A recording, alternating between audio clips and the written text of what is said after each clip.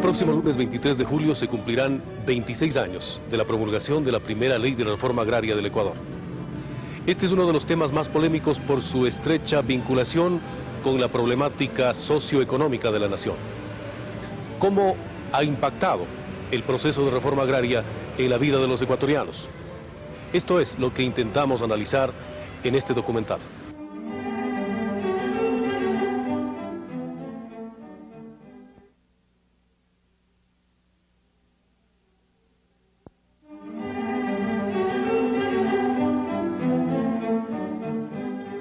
Lo que van a observar a continuación es una síntesis muy apretada de lo que han sido los 26 años de reforma agraria.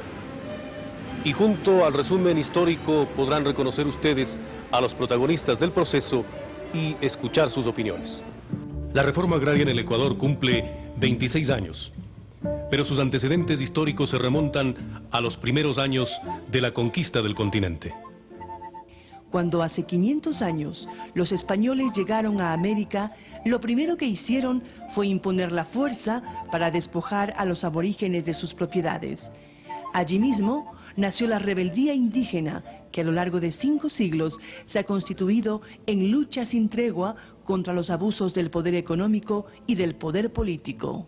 En el presente siglo fue la Revolución de 1959 y la reforma agraria cubana lo que sacudió la conciencia de América para hacer frente al ancestral problema de la tenencia de la tierra. A fines de la década del 50, el latifundio dominaba en el Ecuador. Los terratenientes convertidos en modernos señores feudales habían transformado a nuestros guasipungueros en animales de carga, obligándolos a trabajar de sol a sol para poder sobrevivir. El proceso cubano impulsó a un reducido grupo de terratenientes a entregar voluntariamente los guasipungos para liquidar el precarismo en la sierra ecuatoriana. En 1960, el presidente Velasco Ibarra envió al Congreso un proyecto de ley que murió aplastado por la reacción ultraderechista. Poco después, en 1961, Velasco fue obligado a dejar el poder. Su sucesor, Carlos Julio Arosemena Monroy, se comprometió entonces a establecer por decreto ejecutivo una ley sobre reforma agraria. En los primeros meses de su mandato, Arosemena anunció el envío al Congreso de un proyecto de abolición del guasipungo, pero se enredó luego en las presiones de las cámaras de agricultura hasta que sus aparentes buenos propósitos y ofrecimientos se esfumaron. En julio de 1963, 4 oficiales, Ramón Castro Gijón de la Marina, Luis Cabrera, Marcos Gándara del Ejército y Guillermo Freire Pozo de la FAE, derrocaron a Arosemena, explicando, entre otras cosas, que no había ejecutado ninguna acción positiva en lo referente a la reforma agraria. Un año más tarde, el 23 de julio, promulgaron la Ley de Reforma Agraria y Colonización, creando el IERA como entidad autónoma encargada de su aplicación. Era necesario poner en un nivel adecuado a gentes que vivían en plena servidumbre, porque el guasipungo era eso. El nuevo texto legal se basó en proyectos elaborados por la Junta Nacional de Planificación, varios partidos políticos, la Cámara de Diputados e inclusive la Comisión Ecuatoriana de la Alianza para el Progreso. El general Marcos Gándara Enríquez, ex miembro de la Junta Militar que expidió la ley de reforma agraria, reconoce que este instrumento fue el compendio de varios proyectos. Y nosotros tampoco podemos proclamarnos los inventores de la misma. Era necesario recopilar todos los antecedentes y eso hicimos nosotros. Uno de los proyectos que se analizó para la redacción de la ley fue el preparado por la Junta Nacional de Planificación, que en 1960 estuvo presidida por Fausto Cordobés Chiriboga. Se buscó una ley que dinamice el sector agrario, que lo modernice y que produzca un verdadero estallido de la producción. Gándara recuerda que la nueva ley se expidió después de un detenido análisis de las sugerencias contenidas en los proyectos que fueron analizados. Destaca que el ministro de Fomento, economista José Corsino Cárdenas, tuvo papel preponderante en esa tarea y subraya que su expedición no podía dilatarse por más tiempo. Yo creo que nosotros hicimos lo que teníamos que hacer, liderar al indígena de su servidumbre. Ese fue el objetivo central. La ley del 64 determinaba la expropiación de las tierras ociosas y las deficientemente explotadas y el Guasipungo y la Yanapa, tratando de hacer justicia a los campesinos que labran la tierra. Pero contenía asimismo muchas limitaciones. Se trataba en síntesis de un proyecto poco ambicioso que encontró muchos obstáculos en el camino y que a la postre presentó una criticable aplicación. Los esfuerzos para expropiar la tierra de propiedad privada fueron débiles, ya que se concentró la atención en las haciendas de propiedad del Estado. La mayoría de los beneficiarios obtuvieron parcelas muy pequeñas, que resultaron insuficientes para satisfacer las necesidades de sus familias. Los créditos y la asistencia técnica llegaron a muy pocos campesinos. Con un presupuesto reiteradamente recortado, el IERAG fue administrando en forma cada vez más limitada los proyectos de reforma agraria. Y finalmente, después de la caída de la Junta Militar en 1966, los únicos que respaldaban la reforma agraria fueron el IERAG y la Junta de Planificación, que habían perdido su importancia ante el Ejecutivo. No se continuó la reforma agraria, que contemplaba una serie de fases constructivas que eran pues dotar de la infraestructura adecuada a la tierra, dígase caminos de penetración, ¿no?, sistemas de riego, capacitar al campesino y al mismo tiempo pues proveerle de créditos adecuados y de asistencia técnica. Los observadores en general concuerdan que el proceso de reforma agraria fue impulsado con entusiasmo solo por la Junta Militar. El ex miembro de la Junta reivindica el esfuerzo de su gobierno y responsabiliza a las administraciones que le sucedieron de la criticada paralización. Lamentablemente, pues, el proceso de reforma agraria, conforme consta en la prensa, ¿no?, fue detenido por el gobierno que siguió al de la Junta Militar. A pesar de que el proceso perseguía metas moderadas, la reacción oligárquica intentó impedir su avance. Organizaciones de agricultores de varias provincias, especialmente del Austro, declararon que la ley era antitécnica, antijurídica y de difícil aplicación. Azuayos y Cañarejos llegaron a pedir al gobierno la suspensión de la ley, que según su criterio atentaba contra el derecho de propiedad y la producción nacional. El IERAG sostuvo largas conversaciones con los airados terratenientes que se resistían dar su brazo a torcer. La tosudez de algunos les llevó a declarar que preferían pagar el valor de las tierras antes que cederlas a los guasipungueros. Otros solicitaron la limitación territorial del Guasipungo, pero se negaron a liquidar los haberes a los campesinos. La reforma agraria ecuatoriana parte de la ley expedida en 1964, pero incluye otras leyes como la Ley de Tierras Baldías y Colonización, Ley de Procedimiento Agrario y Ley de Fomento y Desarrollo Agropecuario, además de sus respectivos reglamentos y numerosos decretos ejecutivos y acuerdos ministeriales, que fueron recopilados por el Congreso, que expidió la Ley de Reforma Agraria codificada en 1979. La ley del 64 rigió durante 9 años hasta 1973, en que otra dictadura militar, la que presidía el general Rodríguez Lara, expidió un nuevo instrumento que es el que rige actualmente.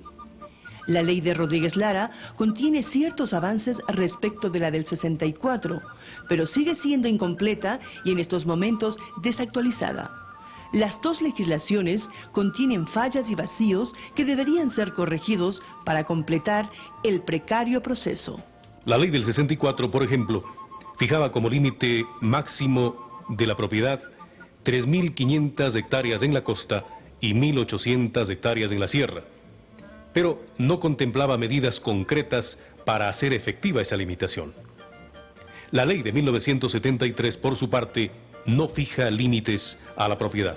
La ley del 63 trataba de rectificar ciertos problemas de tenencia de tierra. La ley del 73 procuró mejorar el ambiente legal para procurar una mayor expansión de la producción. El proceso que se inició en 1964 comenzó liquidando el Guasipungo y otras formas precarias de tenencia, pero se olvidó de un importante conjunto de precaristas como los arrimados y los llanaperos. En resumen, La liquidación del precarismo ha significado la disminución de conflictos en el campo, la legalización del minifundio y la libertad de trabajo de los exprecaristas. Pero ha permitido al mismo tiempo que estos trabajadores se desvinculen de sus patronos sin el pago de las obligaciones legales. Les ha lanzado a la subocupación o desocupación y ha reproducido las formas primitivas de explotación, debido a que los campesinos no recibieron ninguna solución a su antigua situación.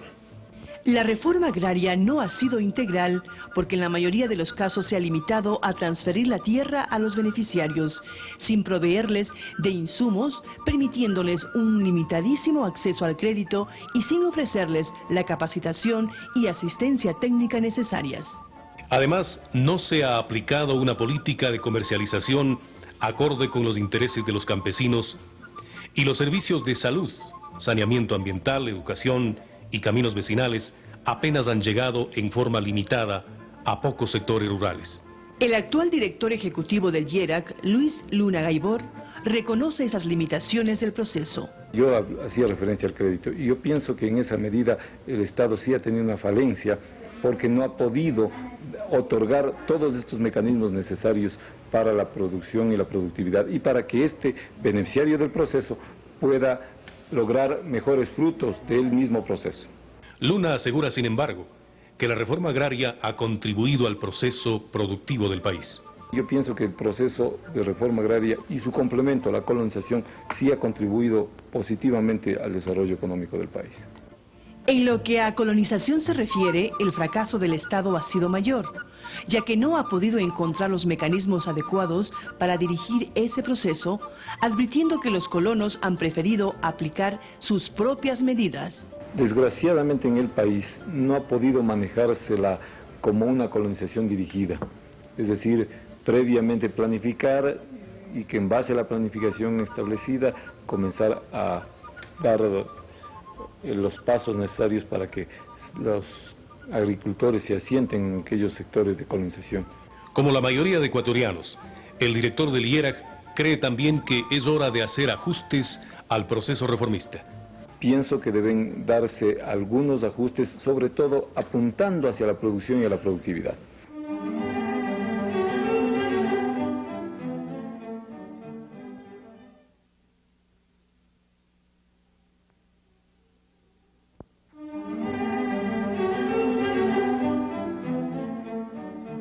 El proceso de reforma agraria ha caído en un criticable estancamiento.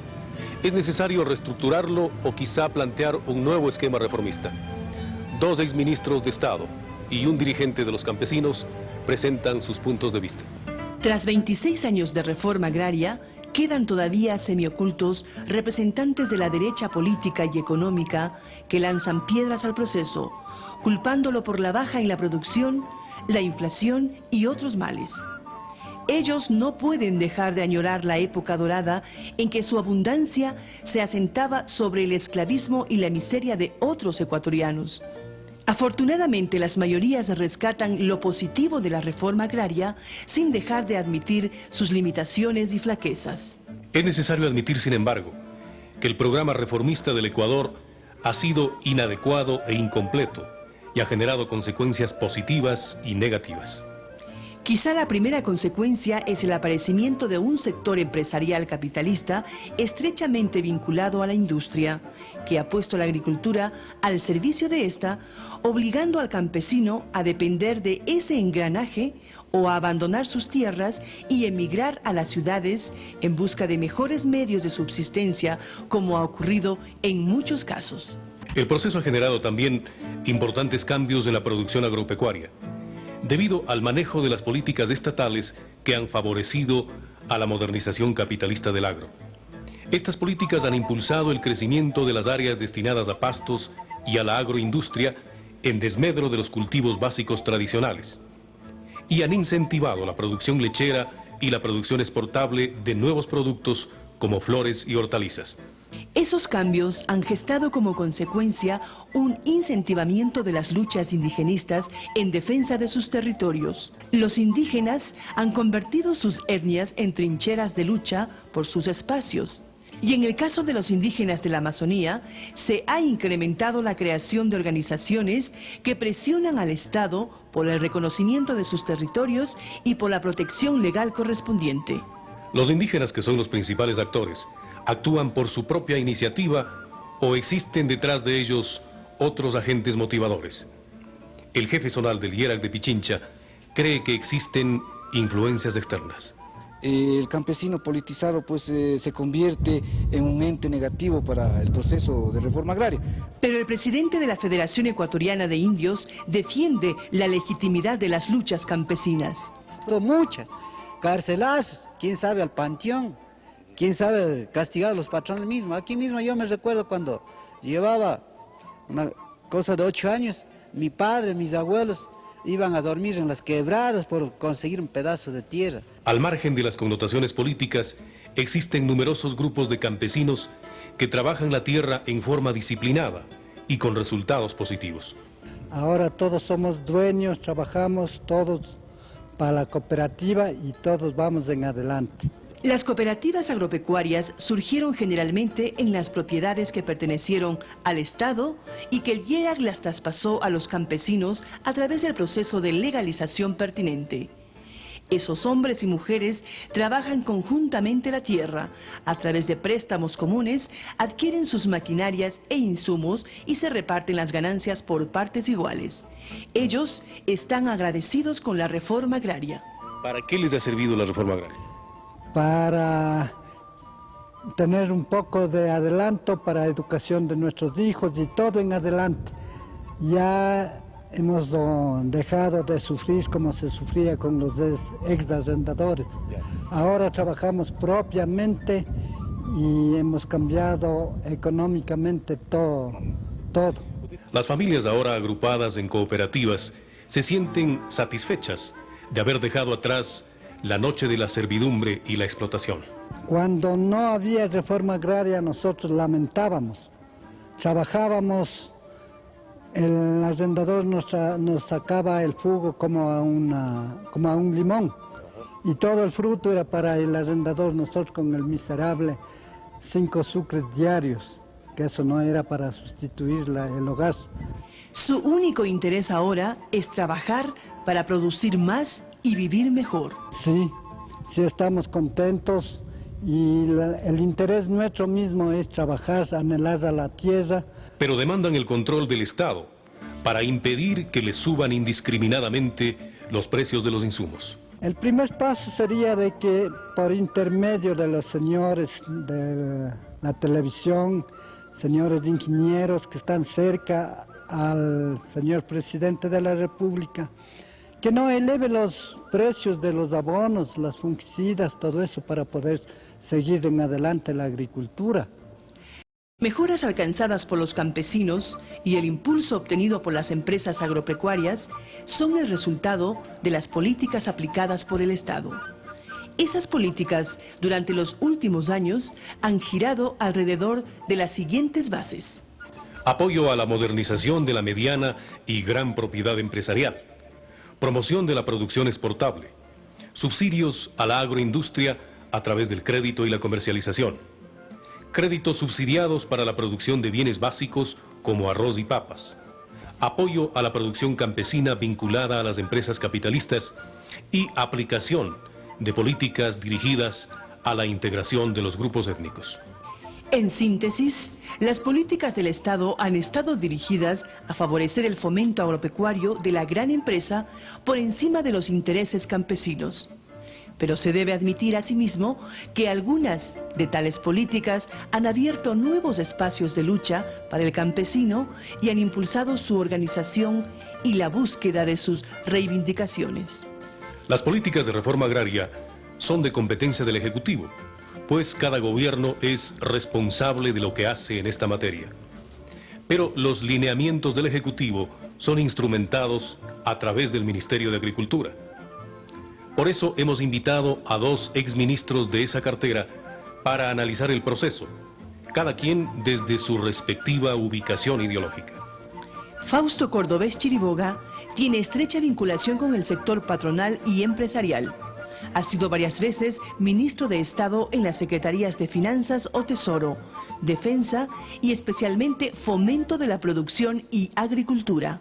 Carlos Vallejo López tuvo una polémica actuación en el Ministerio de Agricultura cuando manejó ese portafolio en la administración del presidente Osvaldo Hurtado. ¿Qué piensan los dos sobre el papel del Estado en la aplicación del proceso de reforma agraria? El único responsable de la gran tragedia es el Estado ecuatoriano, que no comprendió que la aplicación de una ley es un proceso complejo que tiene que ser atendido integralmente. Y el Estado no encontró los mecanismos o la estrategia política para hacer el seguimiento al proceso. ¿Seguimiento en qué términos? En crédito, en asistencia técnica, en capacitación, en educación y en servicios básicos. Cordovés y Vallejo tienen diversas formas de enfocar el proceso y sus consecuencias. Quienes se encargaron de la ejecución de esa ley la interpretaron a su manera y llevaron a la caotización más completa del campo ecuatoriano. No hay nada más positivo para el país que el proceso de cambio agrario, estructural, que se dio con la reforma agraria. ¿Quiénes salieron ganando y quiénes perdieron en este proceso, señores exministros? No han habido ganadores y solo han habido perdedores. La prueba es que yo les invito a ustedes, a las gentes de televisión, que hagan un recorrido por las haciendas, que antes eran un emporio de producción, las haciendas de la asistencia social, que ahora están en manos de los campesinos, prácticamente abandonadas. Bueno, hay tres ganadores. Un ganador fundamental, que es el país. Yo creo que el país se ha beneficiado del proceso de reestructuración agraria. Esta es la relación que encuentra Fausto Cordovés entre la producción y la reforma agraria. La baja de la producción tiene que ver definitivamente con la reforma agraria, porque se fue precisamente a lo contrario que buscaba la ley. La ley buscaba una explosión de producción y lo que hicieron es ir al minifundio más improductivo que puede concebirse en un país agrícola. ¿Y usted, ingeniero Vallejo, cree que la reforma agraria es responsable de la baja de la producción agropecuaria? Es una irracionalidad. Hace 25 años el Ecuador alimentaba a una ciudad de Quito, para poner el ejemplo, ¿no es cierto?, a una ciudad de Quito de menos de 250.000 habitantes y a una ciudad de Guayaquil de menos de 400.000 habitantes. Hagamos la proyección al sector urbano de todo el país. Quito tiene 1.300.000 y Guayaquil casi 2 millones. Con aciertos y errores, el proceso ha recorrido más de un cuarto de siglo. ¿Qué hacer ahora? ¿Continuar con ese mecanismo, completarlo o dar paso a un nuevo proceso? La tercera alternativa, que la considero yo, es una revisión total del proceso, la capacitación de la gente, la capacitación de los campesinos, el fortalecimiento de la producción, un programa agrario muy claro y muy preciso, un respaldo a la producción ecuatoriana y sobre todo, y por encima de todas las cuestiones, un replanteo de la cuestión fundamental. ¿Quiénes tienen derecho a la tierra? Debería cambiarse radicalmente la ley de reforma agraria, la estructura del instituto ejecutor. ¿Hacia qué? Hacia una ley de racionalización del uso de la tierra. Los campesinos organizados, por su parte, vigilan de cerca el proceso y sostienen que la tierra no ha pasado en debida forma a los campesinos, puesto que existen todavía predios ociosos o mal cultivados que están en manos de unos pocos. Para los campesinos y indígenas, para quienes trabajamos, pues. No solo para el terrateniente que, bueno, acostado en la cama agarra el teléfono y cuánto quieres para darle un tractor o una cosechadora, yo qué sé.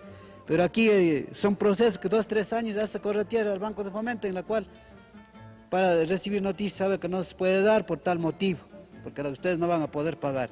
La Federación Ecuatoriana de Indios critica las políticas aplicadas por el actual gobierno en materia de reforma agraria. Y si hubiera hecho reforma agraria este señor Rodrigo Borja, pues no hubiéramos levantado como estamos levantando permanentemente y reclamando, pues si no hay nada. Más bien se ha cortado todo. Pero sostienen asimismo que los anteriores gobiernos tampoco han hecho nada por los campesinos y la reforma agraria. ¿El anterior gobierno hizo algo, el de Febres Cordero, hizo algo por la reforma agraria o no? Ninguno, yo desconozco, peor.